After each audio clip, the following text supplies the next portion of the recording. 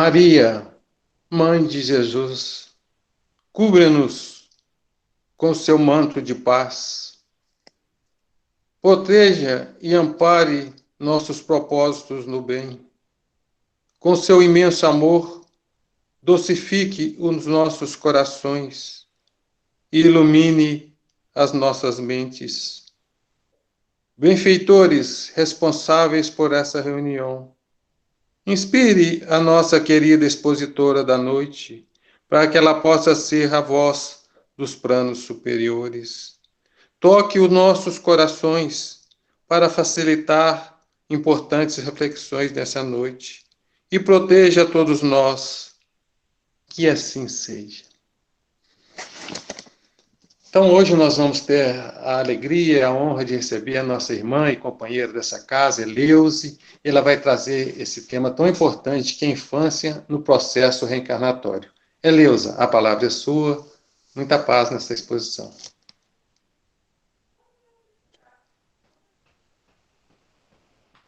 Boa noite, Sérgio. Boa noite, Marcos. Boa noite, Ricardo. A todos vocês que estão colaborando para que essa reunião aconteça. Boa noite a todos vocês que vieram ouvir a palestra, estar com a gente nessa noite. Quero agradecer de coração por vocês estarem me recebendo na sua casa, nesse momento da reunião virtual. Quero também dizer que vocês são bem-vindos na minha, para que juntos a gente possa estudar o Evangelho de Cristo, segundo a doutrina espírita. Quero falar da minha alegria, né, de ter essa possibilidade da gente estar junto, discutindo um tema tão importante para todos nós, porque se não temos filhos, somos filhos. E nunca é tarde para a gente entender esse processo reencarnatório da criança que um dia nós fomos. Para começar, eu vou compartilhar um pequeno videozinho com vocês, vou pedir o Ricardo, que eu já combinei com ele para estar passando esse vídeo, tá? E logo depois do vídeo eu volto a falar. Ricardo, por favor, coloque o videozinho para a gente.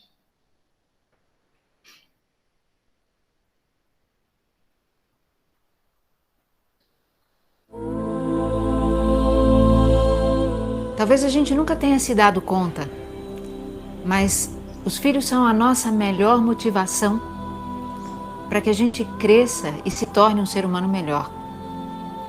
Por uma razão muito simples, porque eles vieram para nós pelo amor. E eles nos elegeram como um guardião do seu mistério. Eles nos procuraram para algo que lá onde eles estavam não havia mais como conseguir. Eles descem à terra por meio de nós, recebem através de nós o dom da vida. Mas eles nos fizeram eleitos, né? Eles nos elegeram primeiro. E eles procuram em nós algo que a gente deve ter para dar, senão eles teriam procurado outro. Né? E se a gente pudesse lembrar disso, e se a gente puder se sentir assim, como quem carrega algo de muito sagrado, né? Como um sentimento de responsabilidade por essa vida que se desenrola e tem um segredo, né, para trazer à tona, para desvendar, e que espera que nós possamos ajudá-lo nisso. Então, se a gente puder ter esse exercício de proteção desse mistério, essa proteção que acontece quando, ao invés de interferir sobre, a gente presta atenção no que ele mesmo sinaliza e tem a dizer. Talvez essa seja uma pista para a gente começar esse caminho. Né? E tudo mais vai acontecendo. E aí a gente descobre o verdadeiro sentido de quando se ouve que os filhos são presentes. Né? São presentes da vida que vem para nós, porque eles nos talham, são nossos mestres, mais do que nossos aprendizes. Não são os filhos que se parecem com os pais, são os pais que se parecem com aquilo que eles vêm buscar. E por isso eles nos elegem.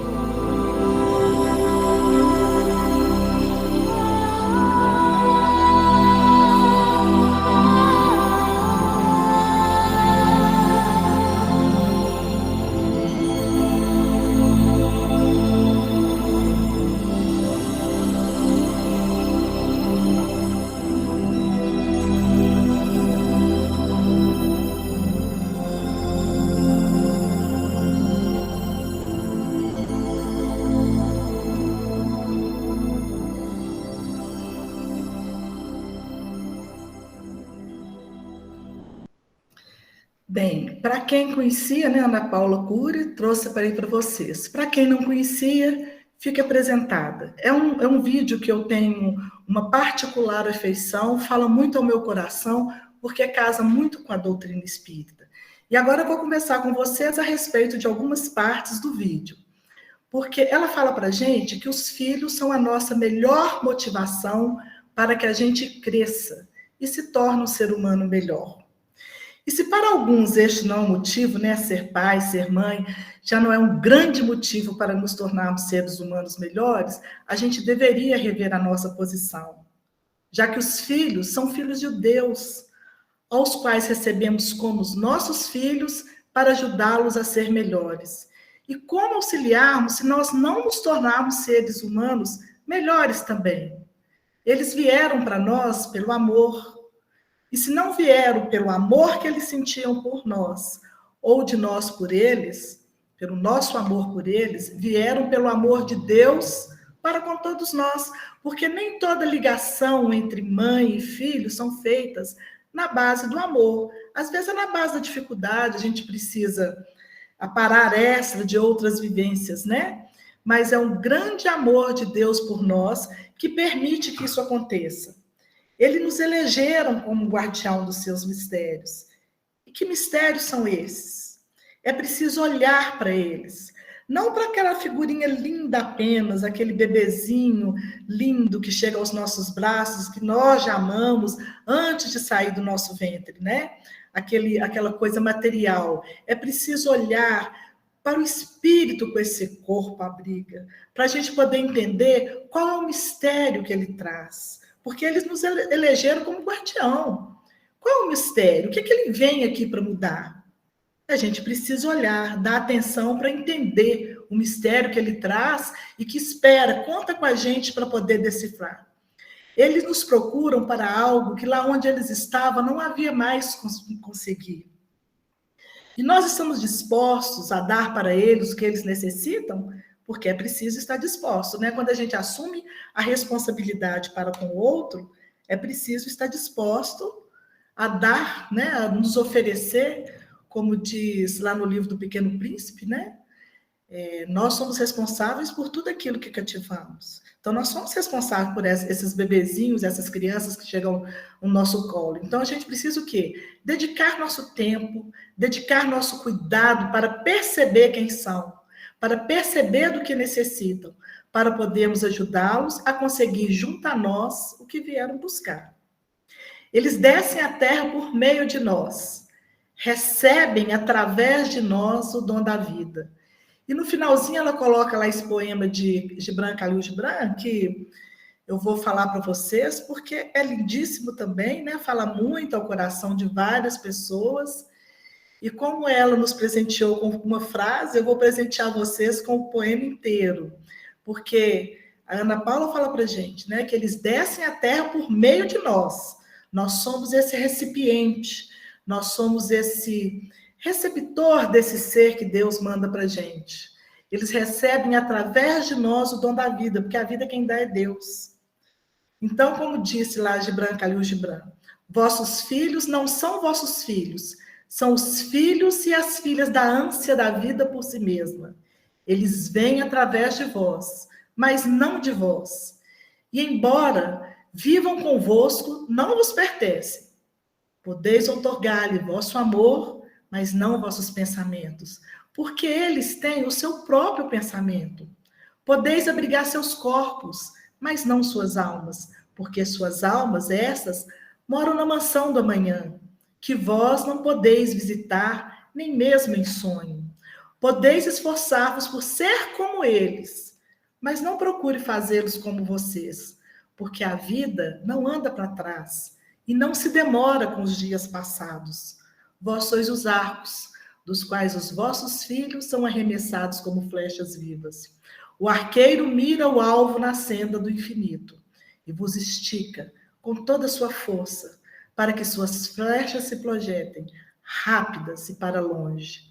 Que vosso encurvamento na mão do arqueiro seja a vossa alegria, pois assim como ele ama a flecha que voa, ama também o arco que permanece estável. Gente, o arqueiro, né, é Deus, a flecha são os filhos e nós somos os arcos, que ele empunha para jogar essa flecha o mais longe possível. Por que mais longe? Que evolua o máximo possível. E Ana Paula continua falando para a gente. Nos elegeram primeiro. Os nossos filhos nos elegeram primeiro. E procurem em nós algo que nós devemos ter para dar. Nós já pensamos nisso? Já paramos para pensar com seriedade? Por que esse filho é meu e não da minha irmã, não da minha vizinha, não da minha amiga, nem de um desconhecido? Com tantas crianças nascendo no mundo, por que ele é meu? Por que ele veio aos meus cuidados?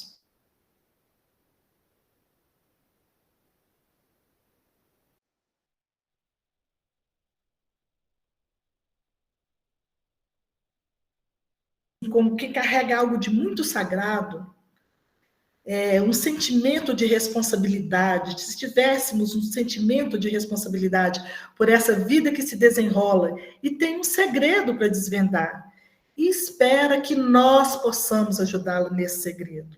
Carregar um filho no ventre é algo sagrado. E a gente precisa, sim, estar preparado para desvendar esses segredos e ajudá-los nesse momento. Gente, quais segredos são esses? Dificuldades que trazem de outras encarnações? Sim, vícios, comportamentos equivocados, egoísmos, várias coisas, né? Porque o objetivo nosso é melhorar. Quando a gente reencarna, o objetivo é ser melhor. Então, a gente precisa estar perto de uma pessoa que me ajude a ser melhor. Um exemplo. Eu sou um espírito reencarnante que tenho dificuldade com bebida. Então, quando eu vou reencarnar, é claro que eu vou preferir nascer num lar onde não exista pais que bebam, porque vai ser mais fácil para mim vencer essa etapa da vida, para mim superar essa dificuldade. Aí tudo bem, eu escolho um lar onde os pais não bebem. Tá. Eles não bebem, mas todo final de semana vão para uma festinha, para uma badalação, um encontro com os amigos, onde bebem muito. E levam esse filho, que apesar de nascer num lar onde não existe a bebida, está vivenciando essa bebida em outros lugares junto com os pais, né? Aí eu tenho que observar como é que meu filho fica. Tem criança que chega de festa e fala assim, me dá um pouquinho de cerveja? Deixa eu beber um pouquinho do seu copo, que fica o tempo todo procurando aquela bebida. Ah, ele é assim, ele gosta, ele não liga de beber. Ele gosta por quê? Por que ele fica pedindo para beber essas coisas nos copos das pessoas e outras crianças não pedem? Então, a gente tem que observar, né? Por que isso acontece? Porque se vieram até nós, é porque nós temos o que oferecer. E a gente não pode oferecer o nosso melhor dentro de casa, mas não ter cuidado com os lugares aos quais levamos esses filhos. E se a gente puder ter um exercício de proteção, segundo Ana Paula, desse mistério, essa proteção que acontece quando, ao invés de interferir sobre, a gente presta atenção no que ele sinaliza e no que ele tem a dizer. Atenção, gente, é uma palavra-chave para descobrir mistérios e segredos. Como descobrir mistérios e segredos se não estivermos atentos aos nossos filhos? Ao que o faz triste, ao que faz alegre, ao que o faz chorar, ao que faz forte, ao que faz corajoso, o que acalma os seus medos, o que alimenta a sua alegria. É preciso atenção. Todo ser humano precisa de atenção, mas principalmente as crianças. Para a gente poder acompanhá-las nesse caminho, é preciso conhecê-las. E ela continua falando, talvez essa seja uma pista para a gente começar este caminho. Filhos são presentes da vida que vem para nós, porque ele nos talham. São nossos mestres mais do que nossos aprendizes. São nossos mestres mais do que nossos aprendizes, gente, porque por eles decidimos fazer tudo melhor. Porque, afinal de contas, nós somos seus exemplos. Então, nós precisamos ser melhor. Eu posso falar por mim, que tenho 3, que eu me tornei mais tolerante, eu me tornei mais preocupada, me tornei mais ativa, procurei sempre conhecer mais para poder diminuir aquele tanto de indagação. Cada um que olhar para si mesmo vai perceber que os filhos nos fazem melhor quando a gente resolve ter essa atenção e essa responsabilidade de tê-los ao nosso lado, né? Não são os filhos que se parecem com os pais, são os pais que se parecem com aquilo que eles vêm buscar, e por isso eles nos elegem. Então vamos pensar, cada um de nós, o que esse filho vem buscar em nós. E a partir do momento que a gente começar a perceber do que ele precisa, eu tenho que melhorar isso naquilo que ele necessita para poder oferecer o melhor de mim. E como eles vêm até nós? Vem através da reencarnação. E a reencarnação, gente, é um dos princípios básicos da doutrina espírita. Ela consiste em admitir para os espíritos muitas existências sucessivas. Mas a reencarnação, ela não é uma invenção da doutrina espírita. Muitos povos, muito antes de Cristo, já acreditavam na reencarnação. Não é um conhecimento que nasceu com a doutrina espírita. É de mais ou menos 4.500 anos antes de Cristo e vem lá dos povos do Oriente, né? Naquela época, ela não tinha o nome de reencarnação. Era conhecida como teoria da transmigração das almas, ou o ciclo das vidas sucessivas. O termo reencarnação foi um termo criado na França que se espalhou pelo mundo ocidental. Foi uma orientação dos espíritos que trabalhavam com Kardec. Então, como a gente pode perceber, o homem sempre viveu com questionamentos a respeito de si mesmo e da sua origem, né? Então, existem 3 perguntas que definem para nós muito claramente essa inquietação humana. De onde vim? Por que estou aqui? Para onde vou? Somos todos espíritos criados simples e ignorantes. Trazemos em nós todas as potencialidades divinas. E ainda que essa percepção ela seja às vezes nublada por nosso pouco conhecimento, por nosso estágio evolutivo, por nossas crenças, né? Crenças essa herdada ou construída por nós, nós temos sempre a sensação de que existe algo mais, algo que nos inquieta, que nos instiga, nos faz pensar cada vez mais sobre essas questões.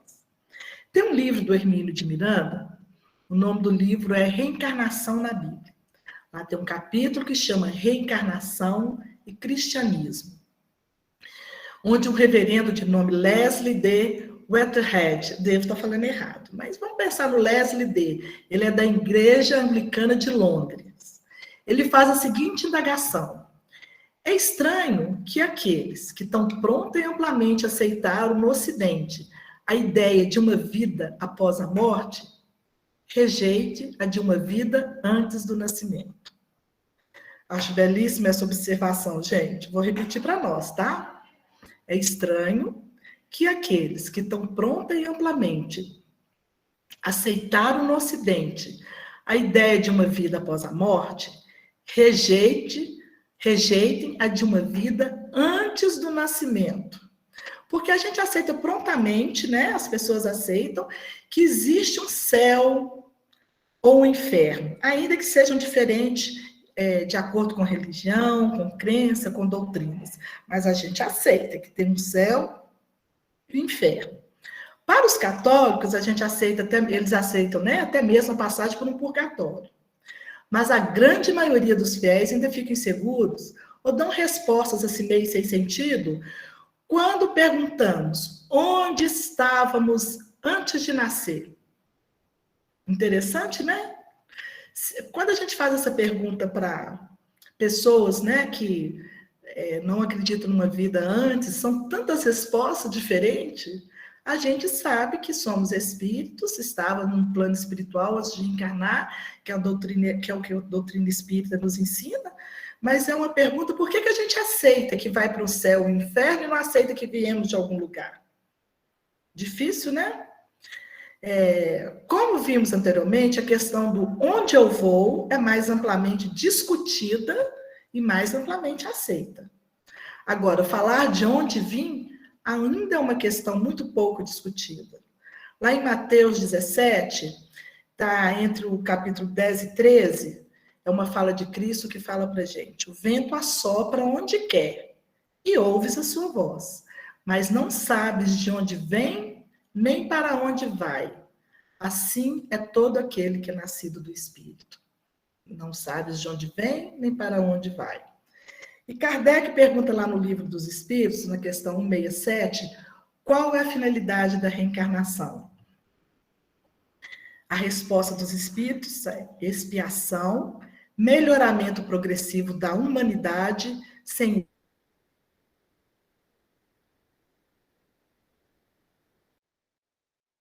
Então não encarnei só para me melhorar, não? Para ser um ser humano melhor? Eu não estou criando esses filhos, olhando essas pessoas à minha volta, seja família, seja aluno, vizinho, quem seja, só para ajudar eles? Não. O nosso compromisso reencarnatório é com a humanidade. Já pensou se cada um reencarnasse por si mesmo? Vamos pensar nessa época, né? Da Covid, essa rapidez que essa vacina foi desenvolvida, todas as questões que foram revistas durante essa pandemia, onde cada um, médico, enfermeiro, cada pessoa dentro da sua área, trabalhou em prol, e trabalha, né? Trabalhou, está trabalhando em prol da humanidade. Se fosse quem descobre a vacina, ficar só para ele, né? O médico sabe entubar só os amigos dele. Então, a nossa reencarnação, o objetivo é o melhoramento progressivo da humanidade. E quando o Espiritismo trouxe novamente essa ideia da reencarnação como um princípio, né? A reencarnação ganhou espaço dentro da ciência. E hoje nós temos diversas pesquisas extraordinárias, desenvolvidas, oficialmente, né, nas faculdades, por diferentes autores, e nos mais variados campos do conhecimento. Então, só para citar alguns aqui, o biólogo Jean Piaget, já falecido, né, o advogado estudioso da psicologia, Levi Seminovich, a psicanalista Anna Freud, o filósofo e médico francês Henry Wallon, além de outros, que ao escreverem sobre o desenvolvimento humano, eles foram assinalando etapas, né? Fases ou estágios pelos quais uma criança passa até alcançar o amadurecimento biopsicossocial de que seja capaz. Então, só nesse pedacinho aqui, pouquíssimos autores que eu trouxe para a gente poder falar, aqui tem um biólogo, um advogado, um estudioso, que é também um estudioso da psicologia, uma psicanalista, um filósofo e médico. Só aqui nesse pedacinho tem 6 que trabalham com esse desenvolvimento e amadurecimento biopsicossocial da criança, que tem muito a ver com o que a gente vai ver lá no final. Ele fala que em etapas de amadurecimento, etapas ou estágios de amadurecimento, e depois nós vamos entrar dentro da doutrina que fala sobre isso. O que é biopsicossocial? É um modelo da medicina que estuda a causa e evolução das doenças, considerando os aspectos biológicos, psicológicos e sociais. Ele se contrapõe a esse modelo biomédico. O biomédico ele está centrado na doença e restringe-se aos fatores biológicos. Então, é só o corpo. O corpo adoeceu, vão tratar da doença que está no corpo, no biomédico. No biopsicossocial, não. Corpo, mente e o meio onde vive. Aí, Allan Kardec traz para a gente que o espiritismo e a ciência se completam reciprocamente. A ciência, sem o espiritismo, se acha na impossibilidade de explicar certos fenômenos, só pelas leis da matéria. Ao espiritismo, sem a ciência, faltaria apoio e comprovação. E Albert Einstein traz para a gente que a ciência sem religião é manca. E a religião sem ciência é cega.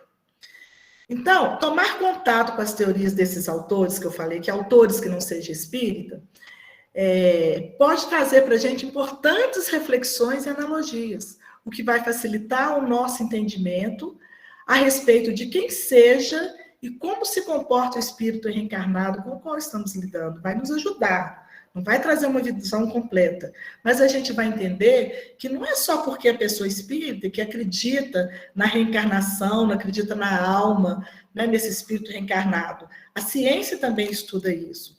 E um autor espírita que nos ajuda a ampliar a visão acerca dessas questões de educação, e particularmente sobre a infância e a juventude, é Ney Lobo.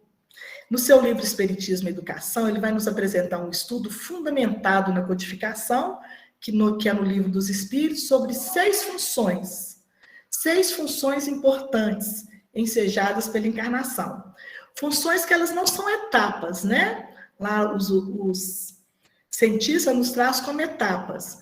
Ney Lobo elas esclarece que não são etapas demarcadas, etapas que se superam, mas são características que se interpenetram e se completam. Conhecê-las é importante, pois somos todos espíritos reencarnados. Quais etapas são essas? Transição, repouso, ocultamento, atratividade, plasticidade e emersão. Então, o que ele fala para a gente? A ciência traz que nós temos etapas, a criança tem etapas que ela vai desenvolvendo. Em cada etapa, ela desenvolve alguma coisa, né? Do corpo, da mente, em cada etapa. O Ney Lobo traz isso também, amparado pelo Livro dos Espíritos. Mas ele fala que não é uma etapa tão certinha. Então, nós vamos ver cada uma delas. Transição, repouso, ocultamento, atratividade, plasticidade e emersão. Transição. O que o Ney Lobo nos fala da transição? Que o espírito transita de uma para outra reencarnação. Transita da vida espiritual para a corporal. E também transitará da infância para a adolescência e assim sucessivamente. E o que vai nos balizar dentro da doutrina? O Livro dos Espíritos, questão 183. Kardec pergunta, indo de um mundo para o outro, o espírito passa por nova infância? Os espíritos respondem, em toda parte a infância é uma transição necessária, mas não é, em toda parte, tão obtusa como no vosso mundo.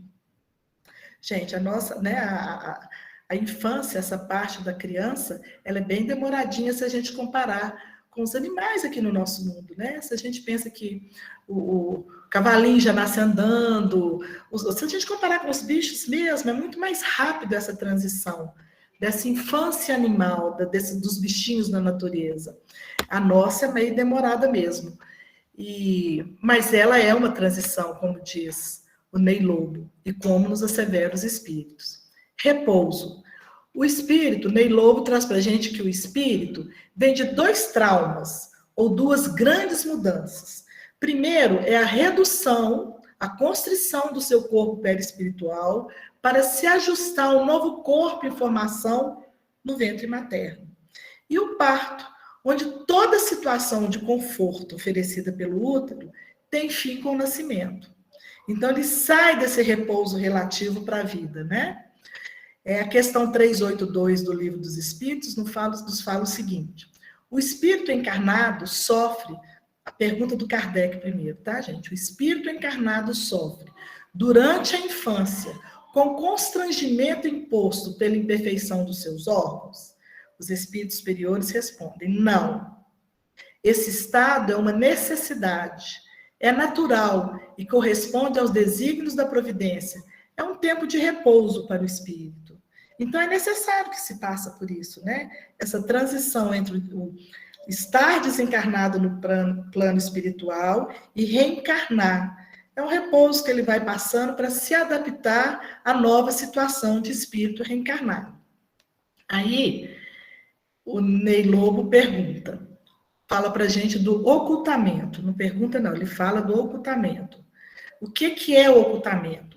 Tendências e aptidões encontram-se camufladas e só paulatinamente aflorarão, exigindo a intervenção educativa dos pais e demais educadores. Olha os mistérios dos nossos filhos que temos que ter atenção. Aí o Kardec pergunta lá, qual o motivo da mudança que se opera no seu caráter a uma certa idade, e particularmente ao sair da adolescência? É o espírito que se modifica? E os espíritos superiores respondem, é o espírito que retorna à sua natureza e se mostra tal qual era. Não conheceis os mistérios que as crianças ocultam em sua inocência? Não sabeis o que elas são, nem o que foram, nem o que serão. e, no entanto, as amais e acariciais como se fosse uma parte de vós mesmo, de tal maneira que o amor de uma mãe por seus filhos é reputado como o maior amor que se possa ter por outros seres. As crianças são os seres que Deus envia novas existências, e para que não possa acusá-lo de demasiada severidade, dá-lhe todas as aparências de inocência. Mesmo numa criança de natureza má, suas faltas são cobertas, ocultadas pela não consciência dos atos. Atratividade. O Ney Lobo fala para a gente. Decorrendo da fragilidade, da graça, da beleza, das limitações próprias da infância que despertam em nós o cuidado, a proteção e o carinho. Então, a gente tem uma atração pela criança, né? O bebezinho.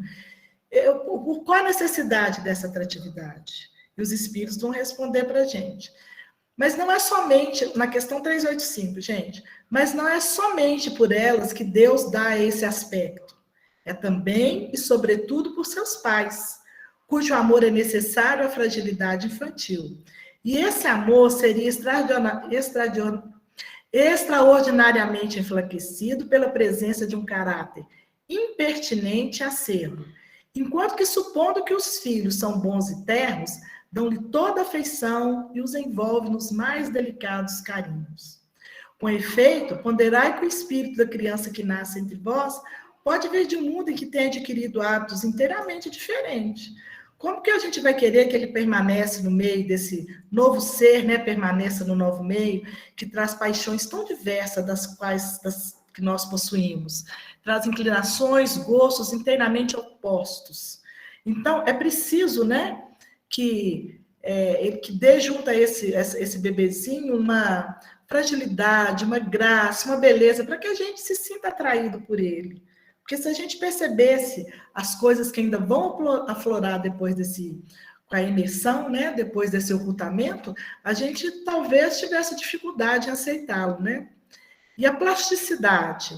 Ney Lobo fala que a plasticidade é porque no estado transitório da infância corporal, o espírito é mais sensível, ele é mais moldável às impressões que sobre ele exerçam todos os agentes educativos. Então, a gente não tem que preocupar só com o pai, com a mãe, mas com os irmãos, com os avós, com os tios, com os professores, com o que assiste na televisão. Como que está sendo? Como que ele está recebendo essa influência? Porque ele tem uma plasticidade. Se ele receber coisas boas, né, ele vai se moldando as coisas boas, bons programas, boas leituras. Se não for oferecidos para ele, só se for oferecido coisas ruins, coisas baixas, né, ele também pode se adequar a isso aí. Então, a gente tem que ter um cuidado muito grande com o que é oferecido para essas crianças. E também na questão 385, os espíritos nos respondem que a infância tem ainda outra utilidade. Comprovando isso que o Ney Lobo fala, né? Os espíritos não ingressam na vida corpórea senão para se aperfeiçoarem, para se melhorarem. A debilidade dos primeiros anos os torna flexíveis, acessíveis aos conselhos da experiência e àqueles que devem fazê-lo progredir. É então que se pode reformar o seu caráter, reprimir as suas más tendências. Esse é o dever que Deus confiou aos pais. Então eu estou aqui para fortalecer esse caráter, reprimir as más tendências? Sim, ter atenção, perceber e reprimir. Deus confiou aos pais missão sagrada, pela qual terão que responder. Então vou ter que responder por esse filho que recebi. Claro, o seu compromisso com o filho é de torná-lo melhor, de fazer uma pessoa melhor. Então, você tem um compromisso, sim, de oferecer tudo de melhor. Agora, lá, também, se eu falhar, se eu não conseguir, não importa. Importa que você dê o seu melhor. E tem crianças que vão precisar vir, né? Tem espíritos que vão precisar reencarnar várias vezes até conseguir um ponto de melhorias bem significativo. Às vezes esse passo é lento, mas se chegou até você ajudou a melhorar um pouquinho, não houve falha, né? Não houve falha, nem da sua parte, nem da parte dele. Mas meu filho é tão difícil, ele me dá tanto trabalho. Tudo bem, mas às vezes já deu trabalhos piores em outras reencarnações. E a sua vivência ao lado dele, o seu cuidado, a sua atenção, o seu carinho, o seu mostrar qual é o caminho correto, vai fazer com que a dificuldade dele seja menor um pouquinho. E isso já garante o seu sucesso. E é assim que a infância não é somente útil, necessária, indispensável, mas ainda consequência natural das leis que Deus estabeleceu e que regem o universo. Lembra aí? A melhoria da humanidade. Leis que regem o universo para o bem de todos. E a última, né, que é a emersão. Ney Lobo traz para a gente que tudo que se encontra oculto, em termos de pendores positivos ou negativos, irá gradativamente aflorar e se confrontar com as influências benéficas ou não, que o ser haja recebido nos primeiros anos de sua vida terrena. Então, ele está explicando, ó, vai chegar uma hora que tudo que esse espírito tem de bom vai emergir, né? Mas também todas as dificuldades, tudo que ele ainda traz, que não foi trabalhado, burilado, melhorado, também vai emergir. E ainda na questão 385, os espíritos respondem para a gente. Mas, quando as crianças não mais necessitam dessa proteção, né, que isso tudo fica camuflado, fica emergido, né? Essa assistência que lhe foi dispensado durante alguns anos, seu caráter real e individual reaparece em toda a sua nudez. Permanecem boas, se eram fundamentalmente boas, mas se irisam sempre de matizes que estavam ocultos na primeira infância. Então, gente, a gente tem que aproveitar essa primeira infância para poder dar essa polida, aparar essas arestas, para que o brilho dela seja maior, né? Eu gosto muito dessa comparação como um diamante que a gente vai polindo para que o seu brilho seja mais intensa, que solte aquelas luzes, quando a luz reflete nele, né, aqueles raios. Eu acho que eu gosto dessa comparação, porque se somos espíritos, nós temos muita luz para colocar para fora. E a nossa função é justamente essa, fazer com que as luzes desses espíritos que estão chegando seja cada vez mais brilhante, mais intensa. Aí tem uma pergunta. A reencarnação, ela se completa de fato aos 7 anos? Aí eu fiz aqui algumas pesquisas, vou trazer algumas falas de algumas pessoas para você que eu pesquisei, alguns livros, né? Aqui tem algumas passagens de César Braga, que ele fala muito a respeito do livro Missionários da Luz, e por ser do livro Missionários da Luz, de André Luiz, que traz para a gente, eu citei ele, eu peguei muita coisa dele por ser do livro. Ele fala para André Luiz, no livro Missionários da Luz, ele nos esclarece que a reencarnação, ela inicia-se na fecundação e se completa por volta dos 7 anos de idade, já que é um processo, e, portanto, ela não possui um ponto limite. Desse ano a tal ano a criança vai ser assim, desse ano é ocultamento, plasticidade, não, elas vão se interpondo, né? É uma fronteira, ela não possui um ponto limite, é uma fronteira que só tem o seu início com a reencarnação e o seu fim com o desencarne. Essa fronteira é definida. A prova disso é que a memória extracerebral, que é a maior lembrança de crianças, é até os 7 anos de idade. O que é essa memória cerebral, extracerebral? É um termo técnico usado por cientistas e parapsicólogos para as lembranças espontâneas de crianças que, geralmente, a partir do começo da fala, ao redor dos 2 anos de idade, parecem demonstrar recordações referentes às pessoas e fatos existentes ou ocorridas antes do seu nascimento. Eu não vou ficar contando o caso, porque o tempo não dá, mas tenho certeza que todos nós já ouvimos contar algum caso assim, né?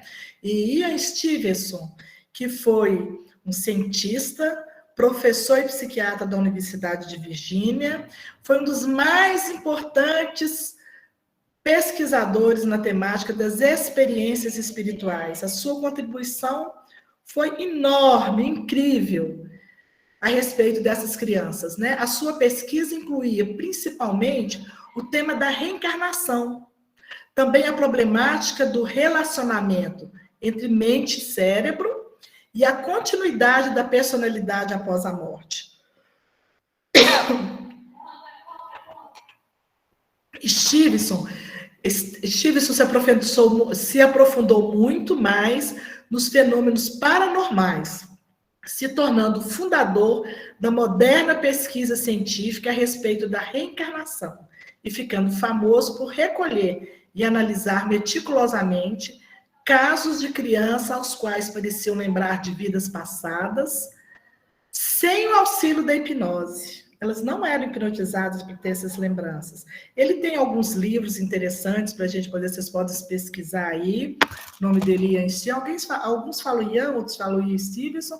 Vocês podem pesquisar. Ele tem várias pesquisas, vários casos narrados a respeito disso, né? Porque o que é interessante nas pesquisas dele, que eles chegam a essa conclusão, que as crianças, elas não dizem lembrar que veem tais pessoas, que elas, ou tal fato, né? Elas dizem que essas pessoas, que elas são essas pessoas e que elas vivenciaram pessoalmente esses fatos. É interessante isso, né? Porque eu falo assim, eu fui essa pessoa. Tem um caso de uma criança, eu esqueci da médica que trata dele, não vou lembrar agora, eu deveria ter colocado o nome aqui. Mas se vocês colocarem na internet do menino que achava que era um bombeiro, Mark, vocês vão achar. É porque eu não transcrevi ela aqui para não ficar muito grande, mas eu tinha que ter colocado o nome da médica. O menino, ele tinha 2 anos, ele fala o tempo todo que ele era o bombeiro Mark. Gente, eu vou fazer um resumão, tá? É bem interessante a história. Que ele era o bombeiro Mark, e ele gostava de tudo de bombeiro. Então, a família dava roupa, dava brinquedo de bombeiro. Quando passava o corpo de bombeiro com a sirene ligada, ele falava da sirene. E ele foi vivendo assim, ele era muito pequeno para gostar tanto assim. Se a pessoa falasse assim, eu vou acampar, naturalmente, falava, tá levando uma roupa de frio, tá lembrando a barraca, e falava assim, tá levando um canivete, tá levando algo para fazer fogo, e a bússola, tá lembrando? E ele era uma criança muito pequena. Aí isso começa a atrapalhar a vida dele, porque ele começou a falar que ele era um Mark, que era um bombeiro. Aí os pais levam no médico, acontece uma opção de coisa, e para definir isso aí, ele dá o endereço de onde ele mora, ele dá o nome da esposa dele, o nome dos filhos dele, que era em outra cidade. A médica fala, vamos fazer um tratamento de choque. Aí, quando combina tudo com a esposa, leva ela para a cidade, para o consultório dela, faz esse menino encontrar com essa esposa para dar ele um choque e ver que ele não é quem ele acredita que seja. Quando o menino entra no consultório, que a mulher está lá sentada, ele fala o nome dela e fala, minha esposa querida. Nunca tinha visto ela nessa vida. E ele começa a conversar com ela. Aí, no final da conversa, ele pergunta, e nossos filhos, nossos amigos, fala sobre ela, né? Porque ela já estava orientada a fazer pergunta de uma marca que ela tinha no corpo, ele responde, quando termina, ela fala assim com ele, eu não falo com a médica assim, eu não sei com esse menino, mas eu tenho certeza que é meu marido Mark. Então, o Stevenson também estudava esses casos, e não havia uma hipnose para não interferir nesses resultados. Então, é muito bacana a gente pensar que eles não dizem lembrar, eles afirmam que são. E a Nete Guimarães também, que é uma médica, e ela é espírita, ela também traz alguns estudos sobre isso, onde ela fala para a gente, né, que a criança, tudo baseado na doutrina, nos livros de André Luiz e nas obras básicas, ela fala com a gente, o que já foi falado lá em cima no Livro dos Espíritos, né, que a reencarnação, ela inicia-se no mundo espiritual. E essa preparação que o espírito precisa já inicia lá. Depois que há a fecundação, a gravidez e o nascimento, ela traz algumas coisas para a gente. Ela fala para a gente que de 0 a 6 meses de vida, o espírito fundamenta o seu eu, está formando o ser que ele é, e forma a base da sua personalidade. Nesse período, ele passa a maior parte do tempo dormindo, pois ele está se adaptando a essa nova encarnação. Essa fase é fundamental para o equilíbrio dele. Se houver algum problema, como violência física, verbal, rejeição, isso tudo poderá surgir no futuro, né, em forma de algum tipo de transtorno. Entre os 6 meses e os 4 anos de vida, o espírito já começa a ter consciência da sua nova vida atual. Sabe aquela fase em que quem tem bebê aí, quem já teve bebezinho, sabe que ele descobre a mãozinha dele, ele começa a perceber que não é só ele. Ele começa a perceber em volta dele que existem outros sons, e ele brinca muito com o pé, ele brinca muito com a mão, porque ele começa a ter essa consciência da sua nova vida atual, né? O espírito começa a ter. Ele desenvolve o reconhecimento das pessoas que vivem ao seu redor nessa fase, por isso que a criança estranha, né? E a gente fala, não, ele era tão bonzinho e no colo de todo mundo, agora começou a estranhar todo mundo, não está querendo ficar com ninguém, é porque ele já percebe quem é o pai, quem é a mãe, aquelas pessoas que estão mais presentes ao lado dele, já existe um reconhecimento, e quando ele vê alguém estranho, ele vai chorar.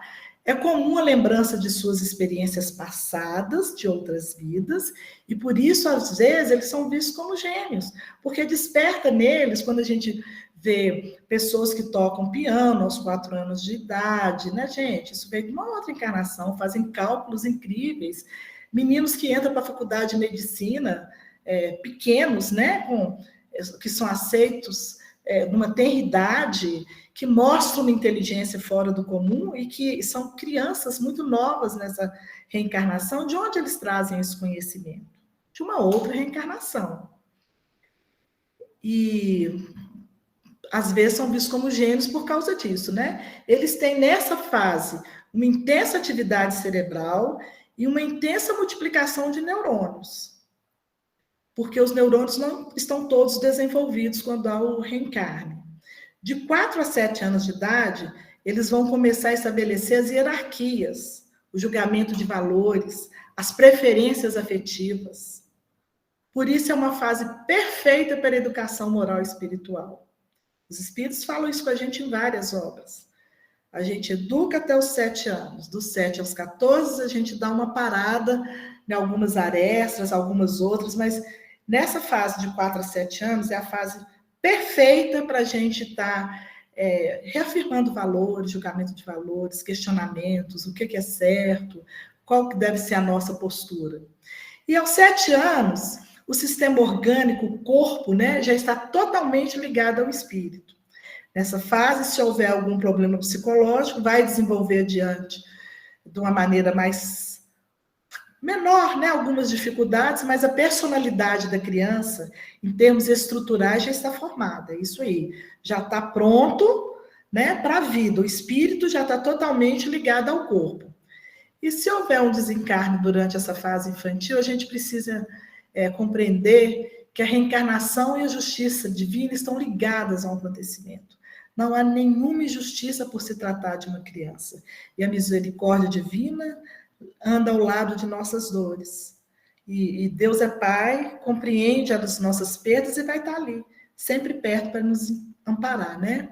Por isso, é um equívoco quando a gente fala em preocupar em falar com uma criança a partir dos 4 anos de uma maneira mais clara, né? Na verdade, a gente deveria nos preocupar em falar com ela, a nossa fala, o que a gente fala com ela, desde a notícia da gravidez.